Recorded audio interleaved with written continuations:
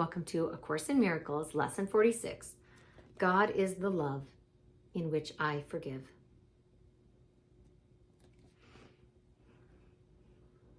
God is the love in which I forgive. God does not forgive because he is never condemned. And there must be condemnation before forgiveness is necessary. Forgiveness is the great need of this world, but that is because it is a world of illusions.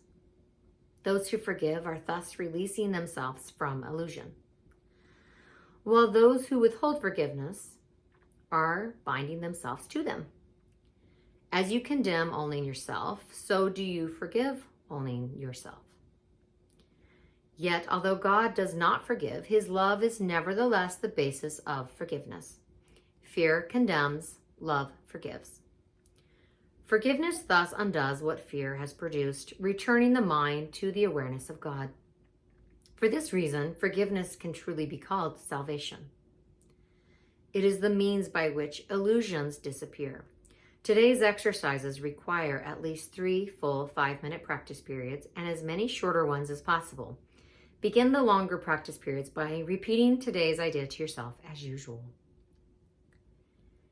Close your eyes as you do so and spend a minute or two in searching your mind for those whom you have not forgiven.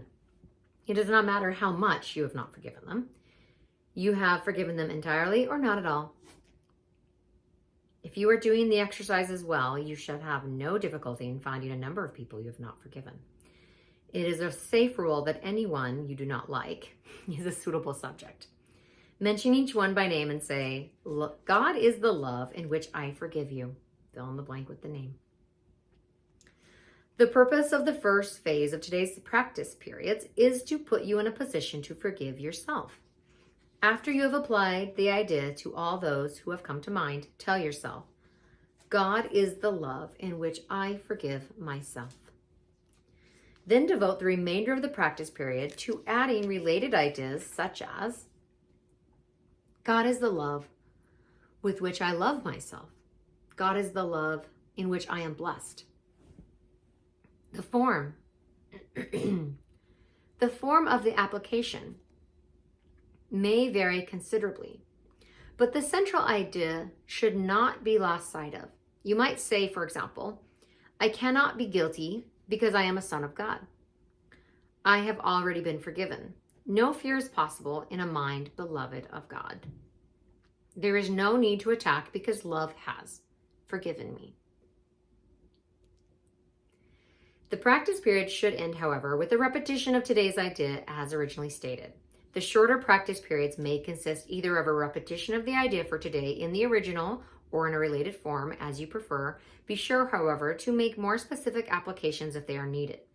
They will be needed at any time during the day when you become aware of any kind of negative reaction to anyone, present or not. In that event, tell him silently, God is the love in which I forgive you.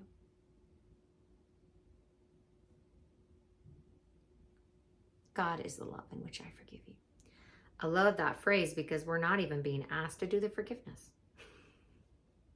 We're just allowing the love in us to let it go. God is the love in which I forgive you. You don't need your ego to forgive. It's incompetent. It's incapable. It will never forgive. All it knows how to do is to cling to the hot coals of shame and guilt, even though it would make so much sense to let it go. We've established in an earlier lesson that guilt is hell. And while there is anyone guilty in your mind, you or anyone else, you will not escape hell. It may seem like a tall order, but you're not being asked to do that by yourself.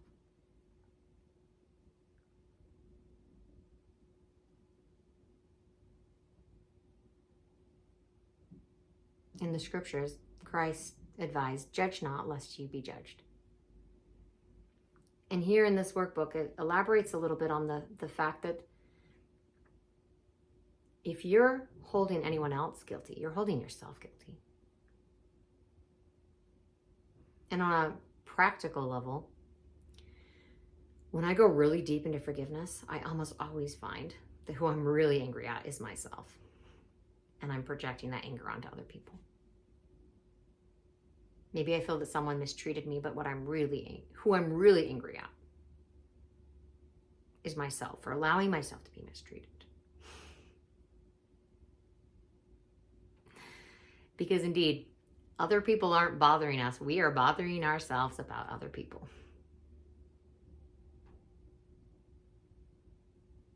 I'm not saying that horrible tragedies don't appear to happen in the world of man through the delusions of ego and the twisted machinations of ego. But there is release from that world. There is freedom from that world. And A Course in Miracles teaches you how to leave that and return home to love.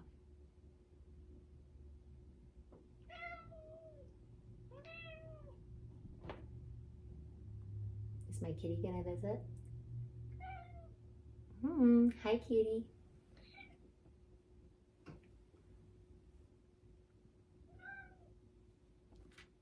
God is the love in which I forgive you. God is the love in which I forgive you.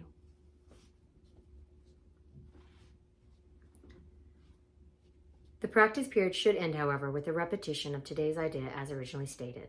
The shorter practice periods may consist either of a repetition of the idea for today in the original or in a related form, as you prefer. Be sure, however, to make more specific applications if they are needed. They will be needed at any time during the day when you become aware of any kind of negative reaction to anyone, present or not. In that event, tell him silently, God is the love in which I forgive you. And if it helps, visualize yourself dropping the hot coals that have been hurting no one but you. I love you. Thank you for being here with me. I'll see you tomorrow for lesson 47.